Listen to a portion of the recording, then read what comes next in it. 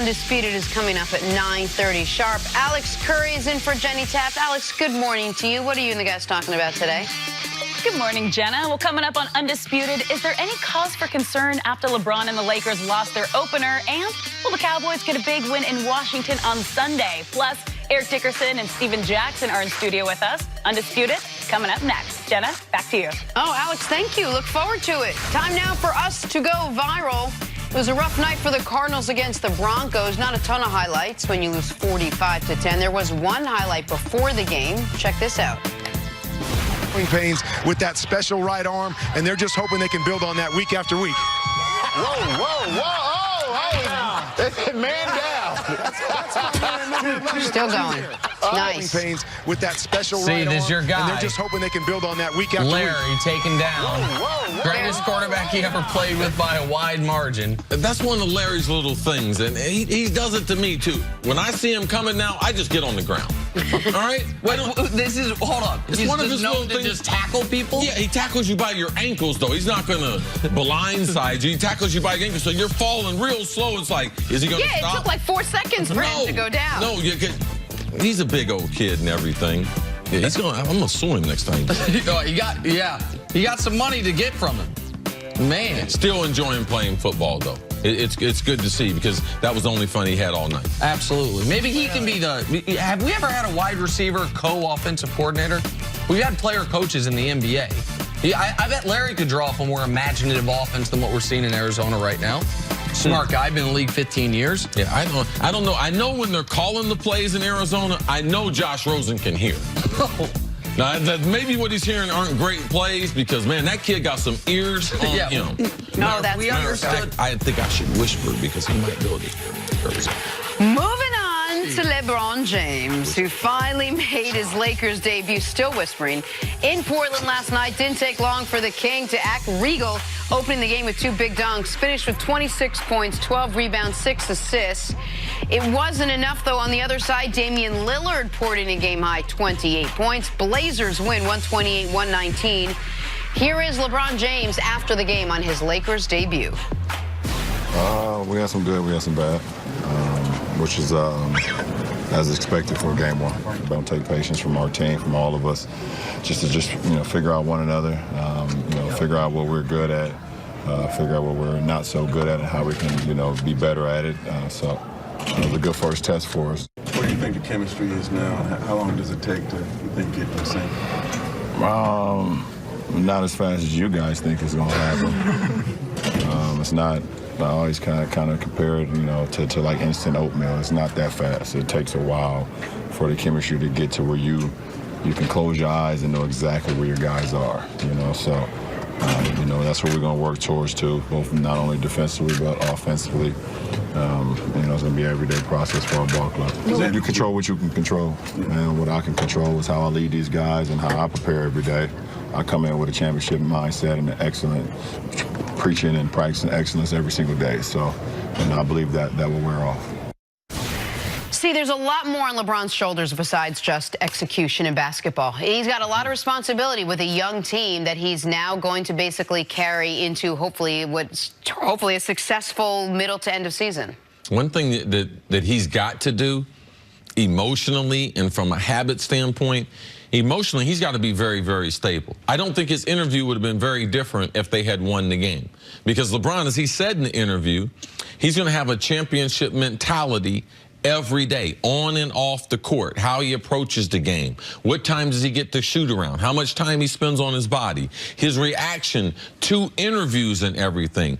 I believe he's trying to show these guys through consistency because their play on the court is going to be inconsistent for a long time. We've seen the best players and being veteran players, LeBron, when he went from Cleveland to Miami, veterans, Chris Bosh, they had tremendous struggles early, and they're more talented than this Lakers team. When LeBron goes back to Cleveland, they added Kevin Love and some other pieces. They struggled. So we should expect them to be inconsistent, but for LeBron, it's very, very important on and off the court interviews that I'm consistent as far as the things that I say and the examples that I set for younger players, because that's the difference between younger players being talent with veteran players. How much talent do they have, and the overall consistency that the veterans try to bring daily. This was a fascinating game to watch, at least for me. Like, LeBron wasn't great. He was great in the first quarter, and then he was mediocre, really, the rest of the game. And the team was mediocre the rest of the game. They didn't hit a three until 2 minutes left in the third quarter. They missed their first 15. But that's not why it was fascinating. It's fascinating because this is the first time I've ever seen LeBron go to a new team and adjust his game to them. When he tried that in Miami briefly, and then when they realized, okay, the way we're going to win is recognize LeBron's the best player in the world. LeBron and D-Wade are not at eye level. D-Wade's the secondary option. And LeBron wouldn't do that by himself. D-Wade had to tell him first. Correct. And then LeBron took over, yes. And in Cleveland, as soon as he got there, everyone was adjusting to him. He was teaching. Everything was running through him. They were running different type of offense. LeBron yesterday tried to, and I think it's going to be a struggle for him early on, and we'll see if he can maintain this almost self-control, because I don't know if it's the best way for them to win immediately. The best way for them to win immediately is for teams to run the way they always run with LeBron James. LeBron has the ball in his hand more than any other player on the court. He's orchestrating everything. They're playing at a slow pace so LeBron can pick apart the defense. That's the best way. Immediately to win. But if they want to take the most advantage of the skill sets of the young players, if they want to give Brandon Ingram the best chance to reach his full potential, Lonzo, when he gets healthy, to reach his full potential, then LeBron is going to have to let Lonzo bring the ball up the court. He is going to have to run to let those young guys get out.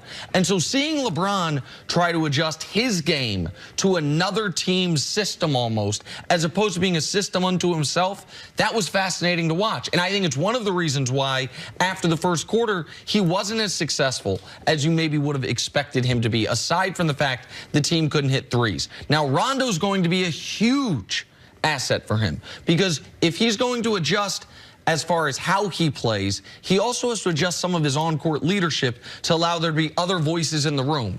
And Rondo yesterday showed he can be one of those voices. He can go to LeBron and give LeBron coaching tips, which I don't know if there was a player on the Cavs other than James Jones in the locker room for 4 years to give LeBron James a coaching tip. And so Rondo's already done that through one game, but we're going to see a different version of LeBron, not a less dominant version, but a different version of LeBron than what we've seen over this last decade. I watched a good chunk of the post-game press conference. The question that he got asked most about was chemistry, how long it's going to take. If that falls on Luke Walton to put the best five out there, whether it's mixing the young and the old guys, whether the bulk of it is the young guys plus LeBron, how long does something like that take, and how much time do they have before they can say they really need to get a starting five out there? Typically, teams like to look at the All-Star break. The All-Star break is a little past the middle of the season, the way the calendar breaks. I don't think they're going to have the patience to be able to wait that long, because you have to realize, too, Luke Walton, as long as he's been around basketball, as accomplished as he is as a basketball player, he's still the youngest coach in the NBA at 38. So this young team, I believe, is going to take some time. I don't see it happening before the new year. I see it happening sometime in January, but we have to be patient. This is not LeBron playing with a new group of guys that maybe they're going to change these guys. Maybe they'll trade them out. Like, teams will look to try to snatch some of these players. No, these are the guys he's going to be playing with for the most part this season. I believe he works it out. LeBron has played with bad players and has gotten that chemistry with them. Now, he's got some good young players. I expect him to get the chemistry right. That's the reason that I think you're going to see a different version, because when he's playing with guys that are less talented, or guys that he knows are limited, or guys that have reached their full potential and are on the back end the way most of veteran players are, he knows exactly what they're going to bring, exactly who they are, and what he needs to do. He is finding out, just like we all are, how good is Brandon Ingram going to be? How can I make Brandon Ingram reach his full potential so in a year from now, assuming the second star comes, Ingram's ready for that third role? Is Lonzo Ball the guy I think everyone thought he was coming out of UCLA, but a guy who only he showed flashes of last year? Now, on a day-to-day basis, they got the Rockets on Saturday, right? They got to figure out a front court rotation. They in their backcourt's going to be fine. Rondo and Ball take up all 48 point guard minutes. Hart and KCP will take up the shooting guard minutes.